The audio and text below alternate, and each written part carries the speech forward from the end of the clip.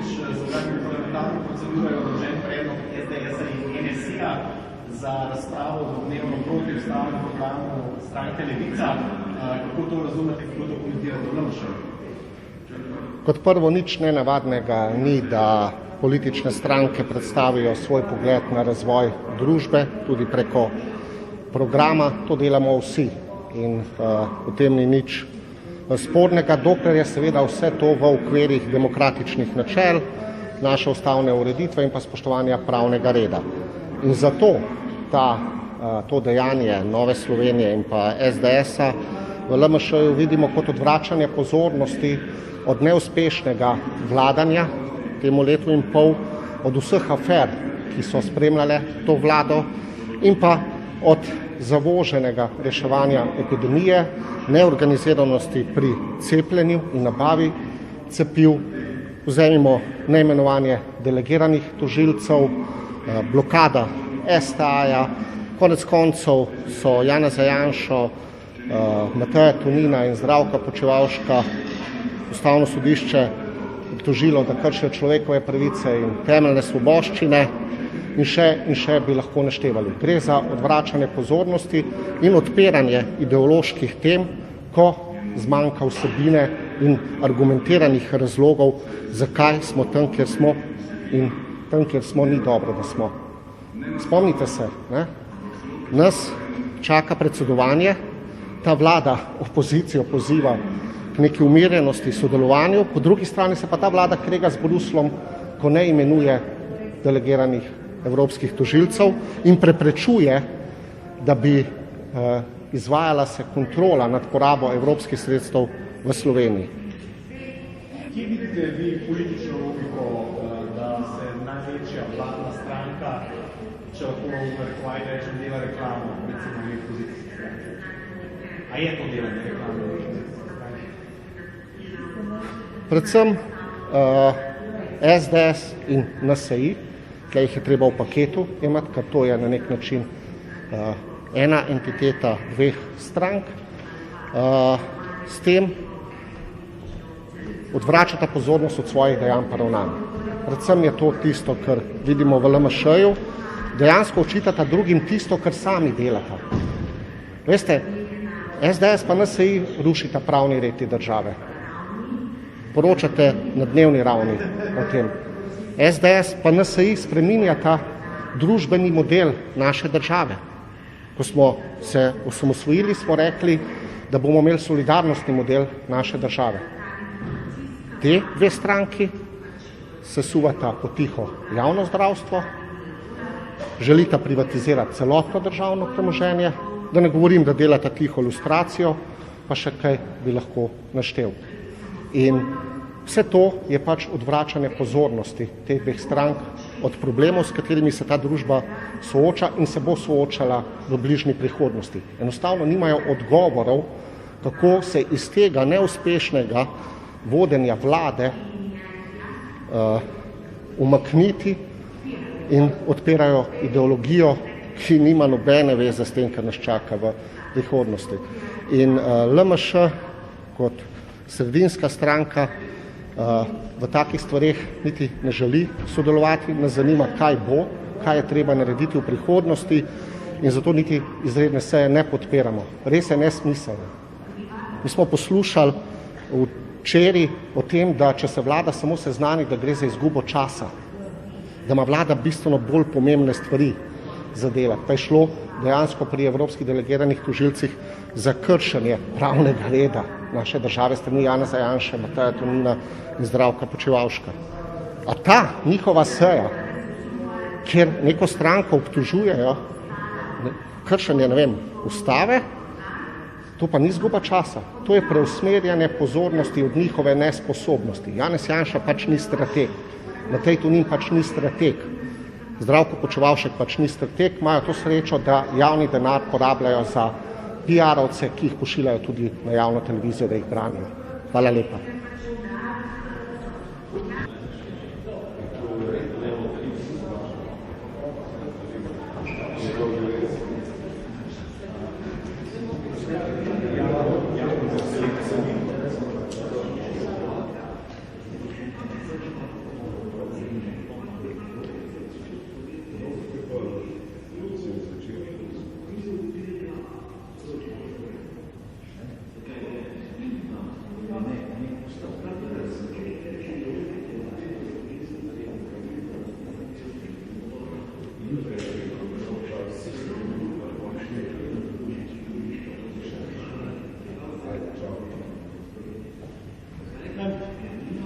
strank. Ok, gospod Grims, spravi, vaša stranka pa z podporo Nove Slovenije vložila zahtevo za sklic seje, kjer bi poslanci debatirali o programu Levice. Zakaj, kaj je namen tega, kaj želite s tem povedati? Spoštovani, vsem prav lep pozdrav. Nasilna radikalizacija Levice ni samo problem Slovenije, ampak postaja vse bolj globalen problem. Je na nek način stranski produkt ali pa derivat globalizma v najslabši možni obliki in z njim so se soočali tako v času volitev v ZDA, kot se zdaj posamezne evropske države in žal enkrat na srečo s izjemno dobrim in kvalitetnim posredovanjem slovenske policije, ki gre vsa zahvala, tudi že Slovenija, to je bilo novembra lansko leto. Ustava zavezuje vse in vsakogar in to velja brez izjem, tudi in še posebej seveda za parlamentarne stranke. V Sloveniji pa imamo parlamentarno stranko, ki se javno zavzema za ukinitev kapitalizma, za uvedbo socializma, za zaplembo premoženja, katere posamezniki so napisali poslanci, uradnici, funkcionarji Republike Slovenije, so na spletnih straneh zapisali, da je podjetnike treba izcediti do zadnje kapljice in potem z bajoneti nagnati v morje. Vse to seveda so metode, ki spominjajo na neke druge čase.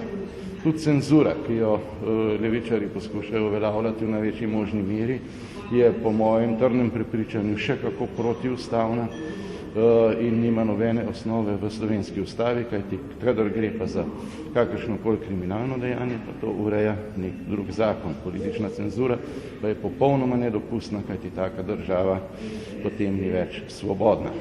Na to želimo opozoriti, kajti če se sedanji postopki nadaljujejo in še radikalizirajo, ima to lahko zelo hude posledice. To ne velja samo za Slovenijo, take posledice bi bile lahko v katerikoli državi. In na to je treba opozoriti pravočasno in z vso odločnostjo. Glejte, v ustavnih načelih, ustavnih pravilih, ustavnem redu, ki obsega 3 elemente, se pravi samo besedilo ustave, ustavne zakone in pa pravnomočne sodbe oziroma judikate ustavnega sodišča. V tem okviru se moramo gibati vsi, ki delujemo v posameznih institucijah naše domovine, se pravi tudi v parlamentu, in te zavezuje vse in vsakogar. Edina izjema je takrat, kadar državni zbor nastopa z več kot dvotretjinsko večino kot ustavodajalec. Takrat ima pravico to spreminjati, ampak ko postavi nov okvir, spet ta okvir zavezuje vse in vsakogar, tako kot že sedaj veljavna ustava. Mi ustavo spoštujemo dosledno in pričakujemo, in to upravičeno, da bodo ustavne norme, ustavne vrednote, ustavna načela in ustavni red spoštovali vsi, in zaradi tega smo na to želeli opozoriti, zdaj, ko je čas, ko je pravi trenutek, vse, in zaradi tega smo vložili predlog za obravnavo te teme na Državnem zboru Republike Slovenije. Enostavno je treba reči, da kdor želi delovati izven okvirov ustave, tisti mora za to potem prevzeti tudi odgovornost. In to je nedopustno. Kaj bi predlagali ustavnemu sodišču, kar ukinitev parlamentarne stranke? Ustavno sodišče ima samo možnost, kot veste, da ko prejme predmet, da presodi, lahko zahteva spremembo posameznih členov samega programa, predvsem tistih, ki govorijo o socializmu, o ukinitvi kapitalizma in vse ostalo. In po drugi strani lahko potem, če se to ne zgodi, izvede dodatne ukrepe. Jaz pa sem potrebno prepričan, da če bo ustavno sodišče te stvari preučilo, bo ugotovilo, da so posamezni deli programa v očitnem nasprotju s slovensko ustavo in da je to treba urediti na demokratičen način. Se pravi, stranka mora sprejeti ustrezne popravke in pa spremeniti, to sem pa trdno prepričan, tudi retoriko. Ker je to stalno zmerjanje s fašisti pa z vsem ostalim v Državnem zboru, ima zagotovo en sam cilj. To je dehumanizacija, razčlovečenje političnih konkurentov, zlasti to seveda leti na nas. In ko se enkrat to v družbi uveljavi, potem so posledice lahko zelo hude. potem lahko pride na koncu tudi do fizičnih napadov. Nekaj takega smo videli leta 2012, ko so metali lutke obešene iz mostov, in ko se to začne, take stvari je zelo, zelo težko spraviti nazaj v normalen okvir. Zaradi tega je treba na to opozoriti pravočasno in to smo zdaj s tem tudi storili. Levica je že kar nekaj časa na političnem prizorišču. Se je šele zdaj tako radikalizirala, ali ste šele zdaj vi to opozili, da jo? No, recimo, vsekakor se Levica, še enkrat povem, ne radikalizira samo v Sloveniji. Se tudi v Sloveniji se deluje ta socialistična internacionala, tako kot je nekoč iz Moskve, po vsem svetu še vedno danes. Oni so med sabo mnogo bolj povezani kot druge demokratične stranke, sredine ali pa desnice, in svoja dejanja tudi uskladujejo. Poganja pa jih denar vele špekulantov, vele kapitalistov, tipa Soros, in tukaj je tudi tisti catch, kot bi se temu reklo. Oni še danes vpijejo, kako so proti kapitalizmu, dejansko so pa najbolj sluge vele kapitala in tudi tistega najbolj škodljivega, špekulativnega vele kapitala. To niso podjetniki v pozitivnem pomenu besede, ampak špekulanti, ki ustvarjajo ekstremne razmere in potem z ekstremnimi razmerami ustvarjajo tudi ekstremne profite. V resnici je pogon tega samo denar. Govorijo o enakosti, govorijo o pravičnosti, v resnici pa ustvarjajo popolnoma nasprotno, neenakost in nepravičnost. Največja nepravičnost in neenakost je bila vedno v socializmu. Eni so živeli na Brdu ali pa Čaušesku več kvadratnih kilometrov v velikih palačah, ljudje so pa stali v vrsta za bencin pa za temeljna živila. In proti temu je treba biti, proti temu je garant slovenska ustava. Če uporabim izraz, kot smo ga takrat, ko smo pisali prvo demokratično, to je bila pisateljska ustava v Podvinu. Ustava je temeljna os demokracije, ki zavezuje vse in vsak. Zakaj ste prav zdaj popadili to radikalnost? Šele zdaj, prav zdaj? Še enkrat povem, zato ker se radikalizacija dogaja čedalje bolj in čedalje v zadnjem času. Recimo ta izjava, na katero sem posebej opozoril, izvira je stara komaj dobro leto dni. Ali pa, če želite, tudi dogodki, ki so zelo poučni, kot je bil recimo tisti, ko sem prebral Levici nagovor Adolfa Hitlerja ob 1. maju leta 1933 in so od navdušenja ploskali in vpili tamle po dvorani, da stojijo za vsako besedo. Ali pa, ko je Violeta Tomić tekla podpisati fašistični manifest. To so dogodki, ki so stari zdaj komaj par let. To niso dogodki od začetka obstoja te stranke, ampak stvari očitno postajajo vse bolj radikalne, se stopnjujejo in kar je tak žal tudi proces po celem svetu, je zdaj čas, ko je na to treba opozoriti. Zato je pač ta akcija še kako pravočasna, pa tudi upravičena.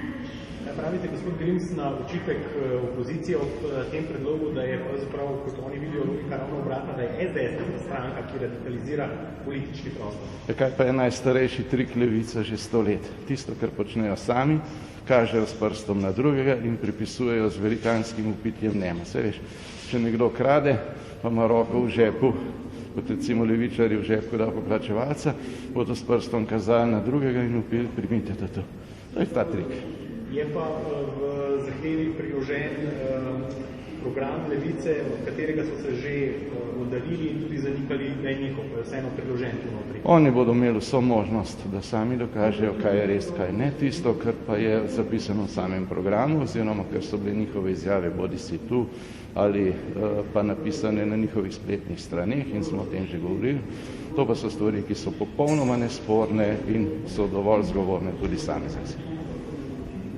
Hvala vsem pa srečno.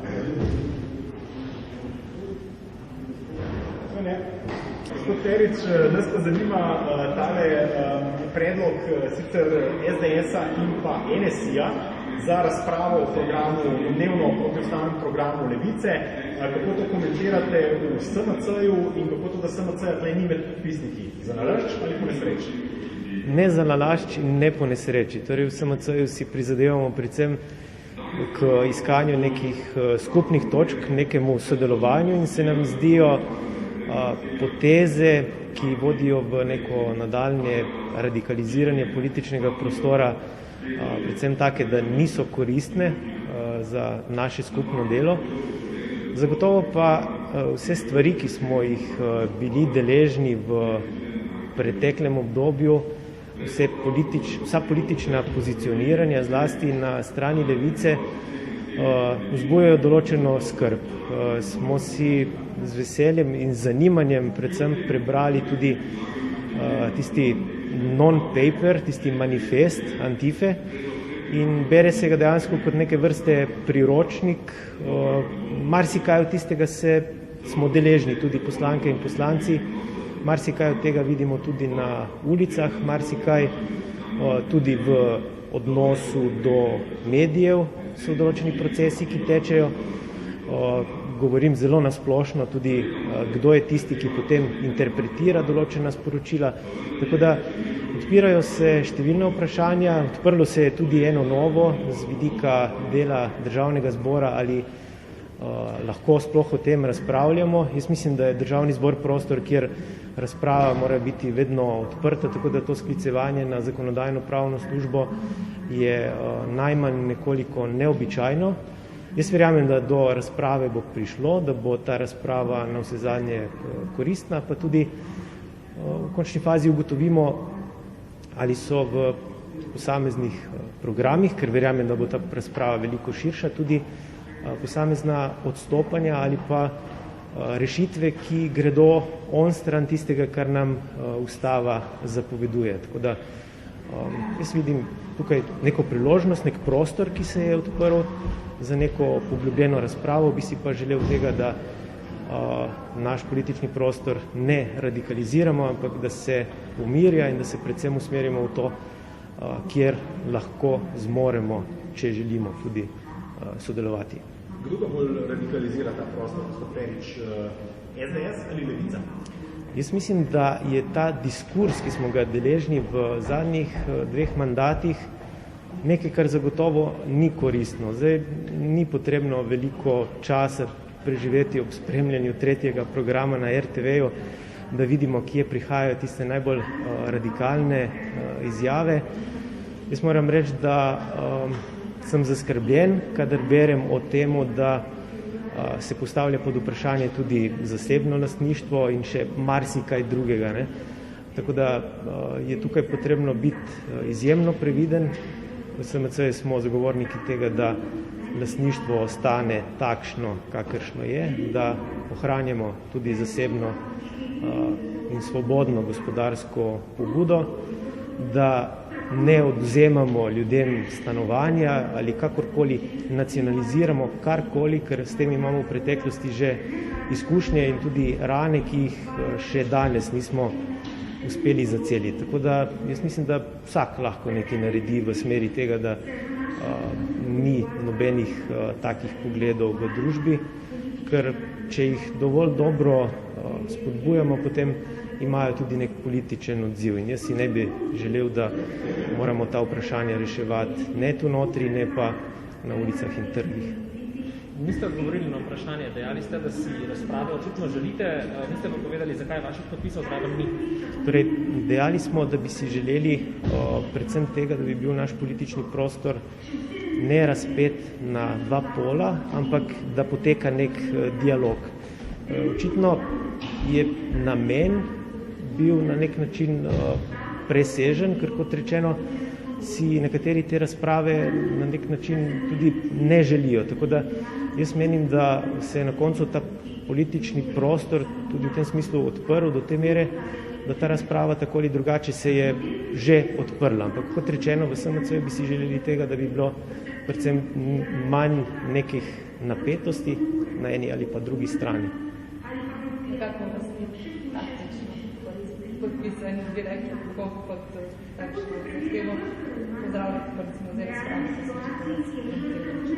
Torej, prvi odziv Levice na ta predlog za to razpravo je bil ravno tak, ne, da se je ta politični prostor razdelil na 2 dela. Mi si tega ne želimo, želimo si predvsem tudi neke sredinske politične grupacije, ki bi znala blažiti vse tiste poglede, ki so za tega ali onega radikalni.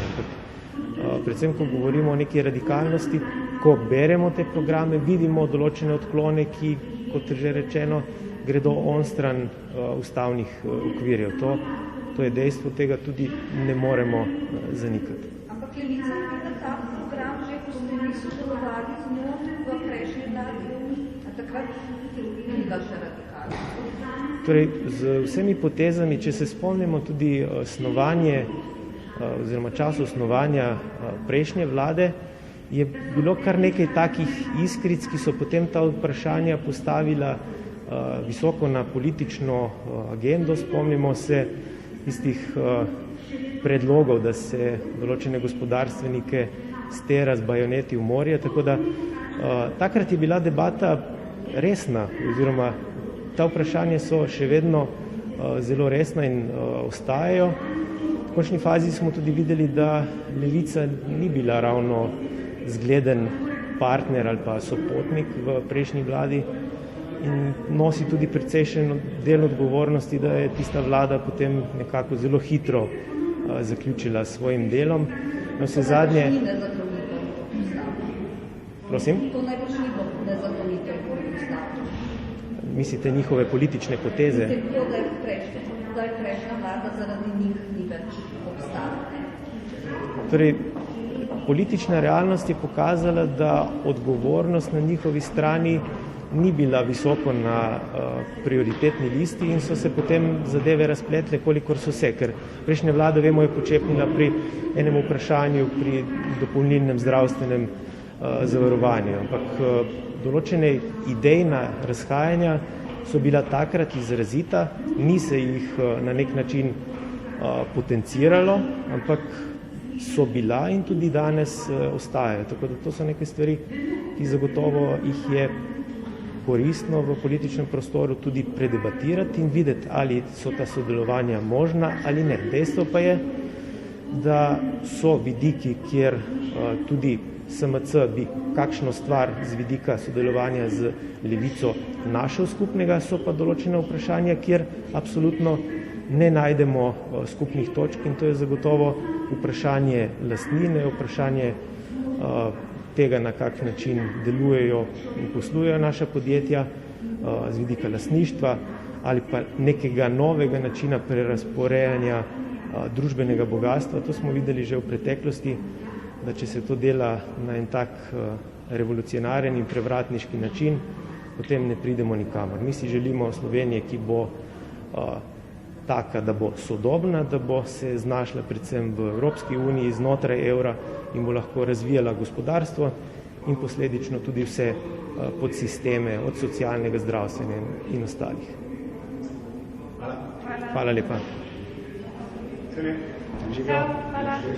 Gospod Vatovec, se pravi, v SDS-u in NSI-ju so vložili predlog za sejo o vašem domnevno protiustavnem programu. Kako to razumete v Levici, kako boste odreagirali? Ja, jasno je, da je stranka SDS stranka, ki uničuje same temelje demokracije v tej državi, ki se spravlja na v bistvu vse neodvisne institucije, na medije. Zdaj smo videli tudi na pravosodje in očitno so se začeli spravljati tudi na opozicijo. Tako da ta zadeva je v bistvu samo še en od obupanih napadov. Zgleda, da pač stranka SDS nima več nekega smisla delovanja, razen tega, da pač ruši in se podreja vse pred sabo.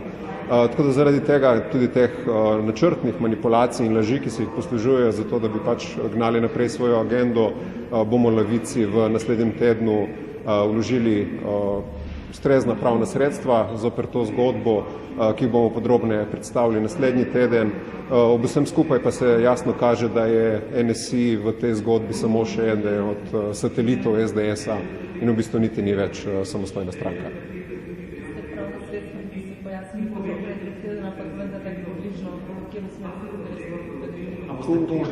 Vsaj s kazenskimi ovadbami za začetek, kot rečeno, pa bomo natančno vse podrobnosti predstavili naslednji teden, ko bo vsa dokumentacija pripravljena.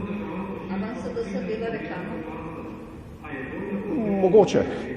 mi za našim programom stojimo, tako da tu ni nobenih težav. Je pa problematično to, kar se dogaja v naši družbi. Še enkrat poudarjam, SDS pač z temi napadi to niso neke lahkomiselne zadeve, ampak so, mislim, da resne grožnje samim osnovam demokracije, tako da napadi na medije, na neodvisne institucije in če želite tudi na vse ostale politične stranke, pa tudi če to ne bi bila Levica, so nekaj, kar pač jasno kaže neke totalitarne težnje do predsednika vlade pa vladajoče SDS. Kaj mislite, da so sedaj spoznali, da ste tako radikalna stranka? Pravzaprav niste neki novinci na političnem področju? Jaz mislim, da zaradi tega, ker se naše delo tudi izkazuje v podpori javnosti, ki pač raste.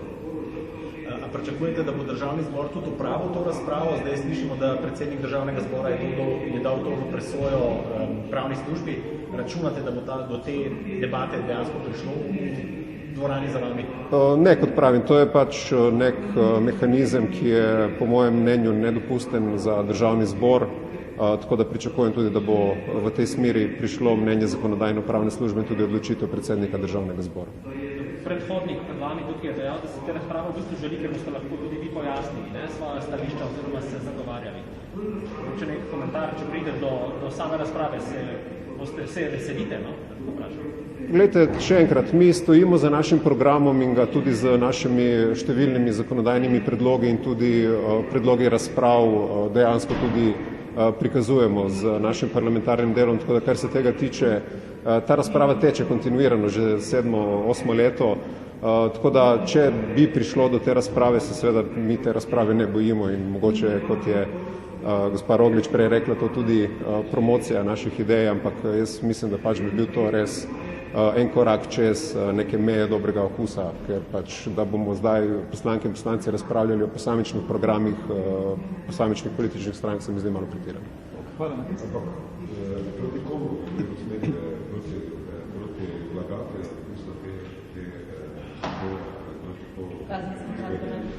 Proti komu, kaj, kako in zakaj vse naslednji teden? Bomo naslednji teden pojasnili. Zaradi celotne zgodbe. Bomo naslednji teden pojasnili vse.